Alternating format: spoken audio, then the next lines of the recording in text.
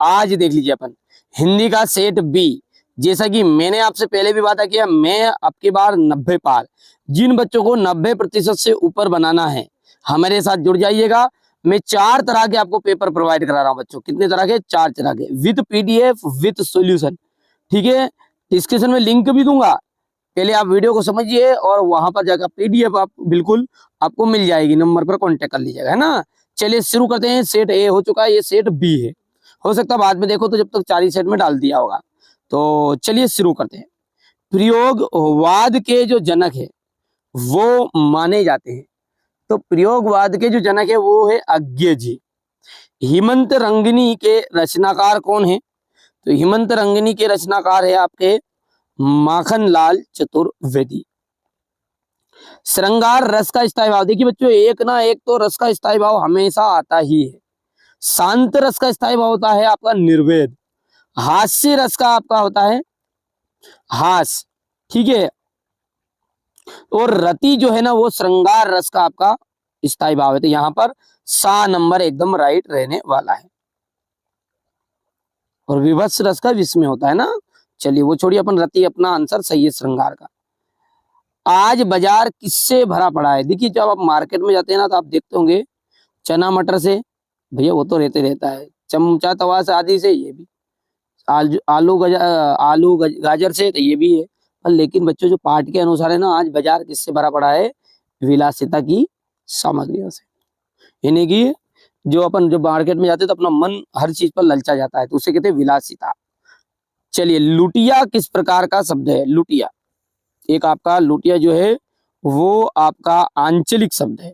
क्या है? आंचलिक है। एकांकी में उमा पात्र की माँ का नाम है, तो एकांकी में उमा पात्र जो है उसकी माता का जो नाम है वो है प्रेमा। चलिए इसके बाद में है रिक्त स्थान।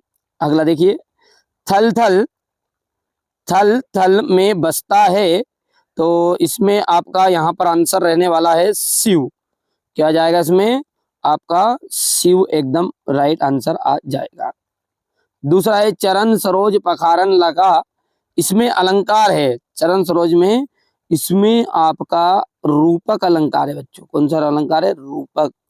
रेल, रेल जो शब्द है ना वो विदेशी शब्द है आपका, अपना देशी शब्द नहीं है, विदेशी शब्द है। हो गया इतना।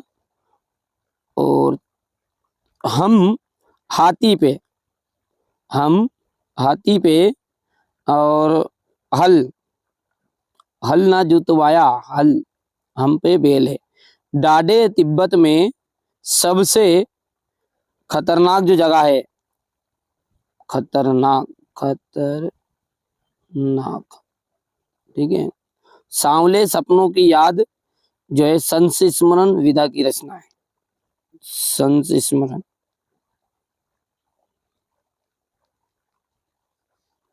चलिए आगे बढ़ते हैं। अगला देखते हैं अपन जोड़ी। कामायनी, कामायनी क्या है? कामायनी देखिए बच्चों, कामायनी महाकाव्य है। कब हमेशा एक तो महाकाव्य और खंड काव्य दोनों में से एक तो हमेशा ही पूछता आपसे, तो कामायनी जो है एक महाकाव्य है।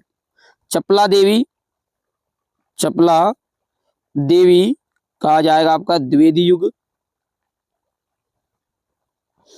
आकाश, आकाश कहा जाएगा आपका पर्यायवाची शब्द नभ और गगन। गोपाल प्रसाद वकील थे पेशे से। और प्रसिद्ध संस्मरण, प्रसिद्ध संस्मरणकार महादेवी वर्मा। और चांदी का कटोरा किसको दे दिया गया था? महादेवी वर्मा ने महात्मा गांधी को। हो गया, ठीक है।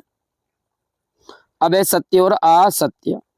छायावाद के जो जनक हैं, छायावाद के जनक सुमित्रानंदन पंत को माना गया है, तो यहाँ पर छायावाद के जनक जो है ना जयशंकर प्रसाद है, इसलिए ये आपका असत्य हो गया। अलंकार का सामान्य अर्थ होता है गहना, बिल्कुल। विलासिता की सामग्रियां बाजार में कम मिलती है, भैया सबसे अधिक मिलती है, इसलिए ये बात होगी गलत। ही मात्र भर निपात शब्द है, बिल्कुल। ऐसे शब्द जो किसी वाक्य में दबाव डाल दे, दबाव डाल दे, मतलब मैं जाऊंगा और किसी ने बोल दिया मैं ही जाऊंगा, मैं ही, इसका मतलब कंफर्म है कि वो ही जाएगा।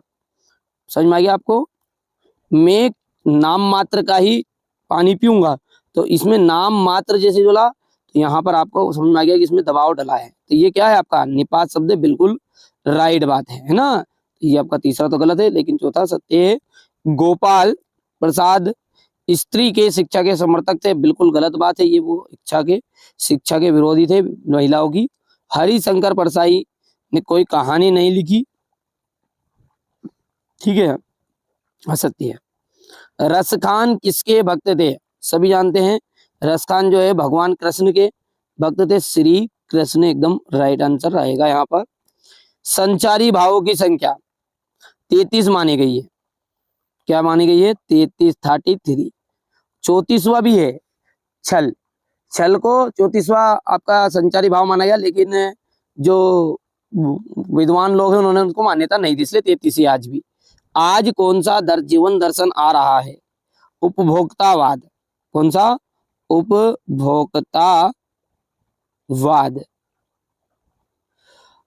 अंधकार, अंधकार शब्द का तद्भव क्या है?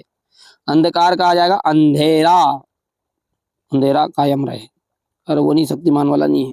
परदादी ने आधा लोटा पानी किसे पिलाया? चोर को दिया था, परदादी ने पानी चोर को पिला दिया था। चिंतामणि, चिंतामणि किसकी रचना है? चिंतामणि है आचार्य रामचंद्र शुक्ल की, आचार्य रामचंद्र शुक्ल की। यदि हम आगे की बात करें तो यहाँ से देखिए क्वेश्चन नंबर 6 आपका, ठीक है, ये आपका है राम भक्ति शाखा की प्रमुख विशेषता है। पूरा सॉल्यूशन पीडीएफ के थ्रू दूंगा विद सॉल्यूशन, कॉन्टेक्ट नंबर दूंगा डिस्क्रिप्शन में, आप कॉन्टेक्ट करिएगा, नाम एड्रेस पता आपका नोट जरूर कराइएगा व्हाट्सएप पर भी, और कॉन्टेक्ट कर लीजिएगा, है ना, चर्चा कर लीजिए ताकि हमें पता चल जाए कि आप कहाँ से है और कौन कौन से विषय की आपको जरूरत है, पूरी चीजें मिल जाएगी। तो यहाँ से आप देख सकते हैं, स्क्रीनशॉट ले लेना है पेपर का ये, ठीक है। 4 आपको मैं पेपर दूंगा, चारों पेपर में आपका वार्षिक पेपर फंस जाएगा पूरी तरह, ठीक है। कोई रियल पेपर नहीं है, मॉडल है, लेकिन बड़ी ही रिसर्च के बाद में आपको दे रहा हूँ। 4 पेपर है।